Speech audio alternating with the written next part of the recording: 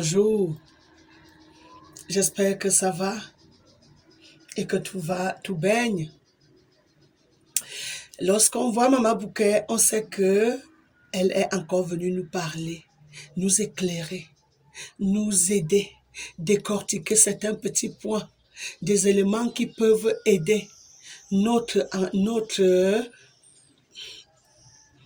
génération à avoir une meilleure relation avec Dieu.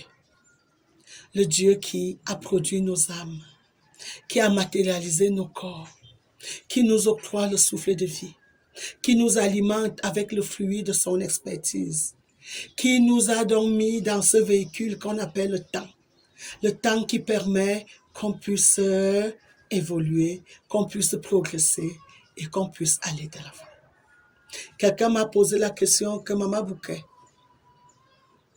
pourquoi tu insistes que Dieu est une mère? Un autre élément m'agite, le temps.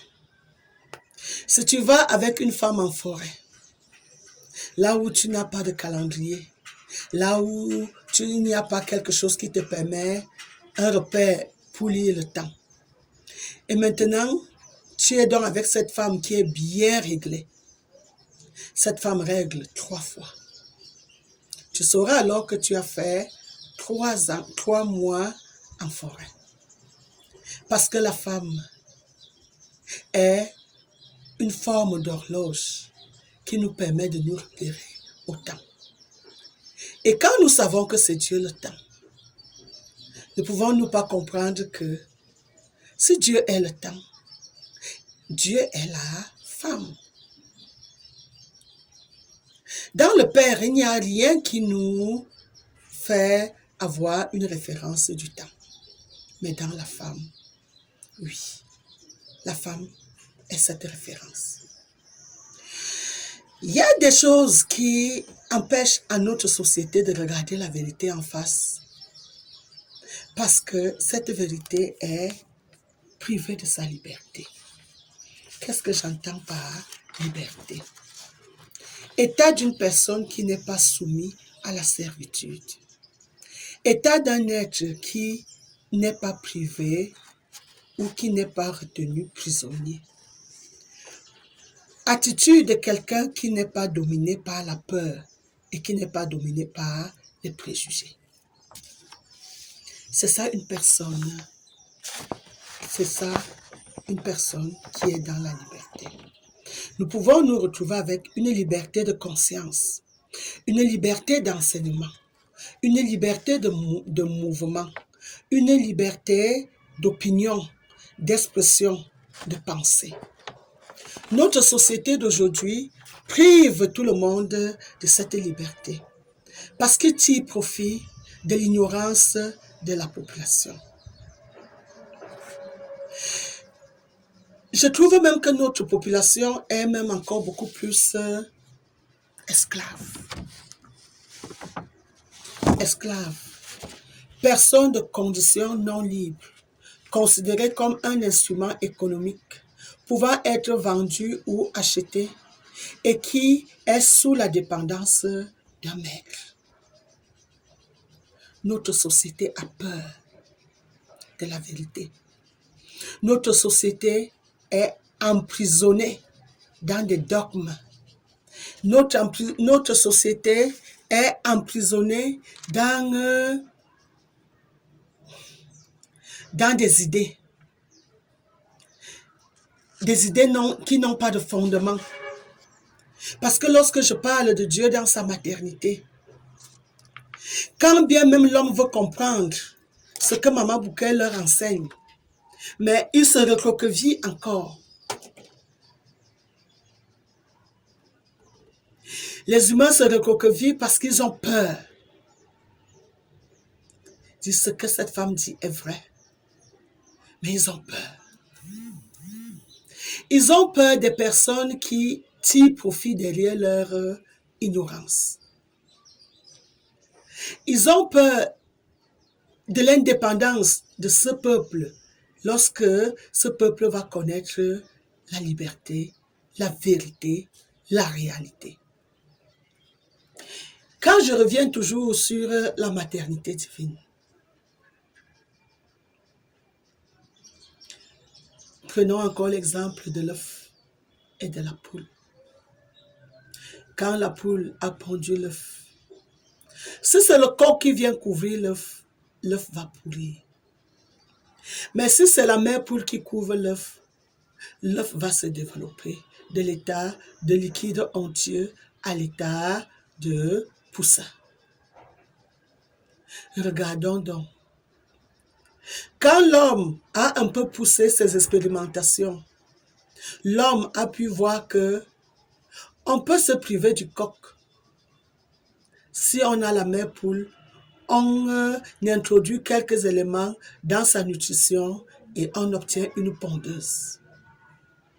Nous avons des pondeuses, nous n'avons pas de pondeurs. Ça veut dire quoi encore? Qu'est-ce que je veux vous faire découvrir?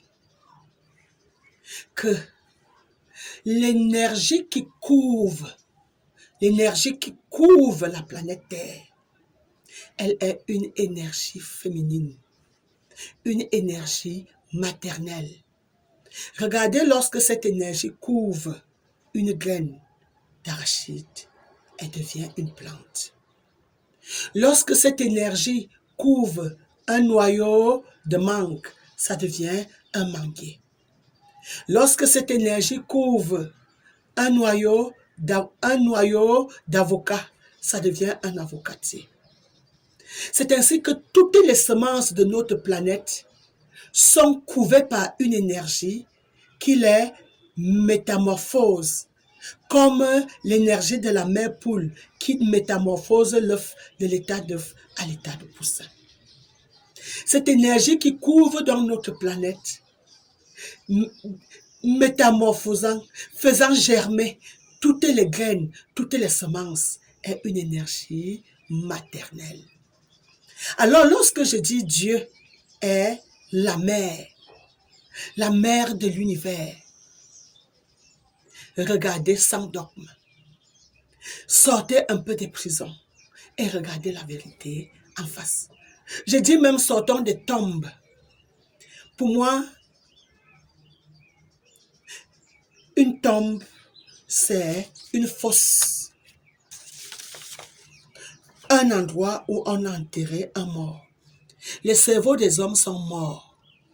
Quand ils refusent de réfléchir, quand ils refusent de penser, quand ils refusent d'avoir leur propre opinion, ils sont comme dans des fosses. Quand tu es dans une fosse, tu ne peux pas voir la liberté en face. Sortons un peu de ces fosses. Arrivons au-dessus de la fosse. Et nous allons voir comment le regard va être beaucoup plus libre. Et quand le regard est beaucoup plus libre, on s'enrichit mentalement. Alors, lorsqu'on regarde donc cette énergie donc qui enveloppe toutes les semences de la terre, c'est l'énergie de Dieu. C'est Dieu. Dans le cas de la poule et du coq tout à l'heure, on peut encore dire le coq a déposé sa semence qui est spermatozoïde, qui a fécondé avec l'ovule de la poule et c'est ainsi que nous avons eu l'œuf. Mais dans le cadre de Dieu, Dieu ne féconde pas avec ce que quelqu'un d'autre a déposé. Dieu féconde avec ses propres semences déposées par lui-même parce que Dieu est créateur. Et lorsque Dieu a créé toutes ces semences, lui-même savait que c'est son énergie propre qui va faire germer tout ce qu'il a créé. Dieu alors, dans sa maternité divine, est cet être qui non seulement a mis sur pied sa pensée, sa réflexion, son imagination, son invention. C'est encore lui qui est la seule force qui fait germer tout ce qu'il a créé. Et c'est encore lui qui maintient en vie tout ce qu'il a créé. Parce que si vous voyez à peu près quand quelque chose vient de perdre la vie, comment quelques heures après cette chose se dégrade. Et que lorsque cette chose est encore maintenue vivante, elle est conservée. C'est encore Dieu qui conserve tout ce qu'il a créé. Non seulement il a créé, Il est l'énergie qui développe, l'énergie transformante. C'est encore lui qui maintient.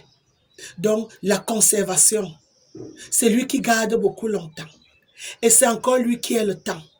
Et le temps, c'est la femme qui porte encore en elle la mesure qui peut nous permettre de lire le temps.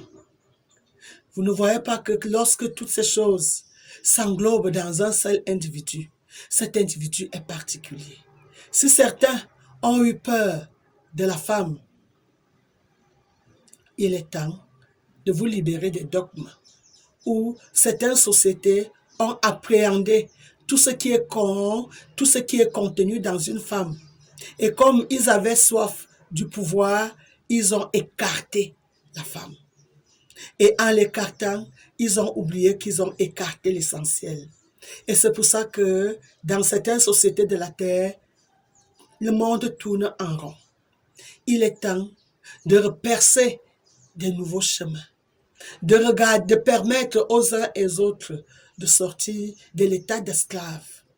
Parce que l'esclavage a quitté l'exploitation de l'homme par l'homme comme dans les siècles derniers, est entré aujourd'hui dans le monde spirituel, est entré dans le monde des idées, où certains veulent emprisonner d'autres dans des idées qui les maintiennent esclaves et ne veulent pas leur donner leur indépendance, leur liberté de voir des choses mieux et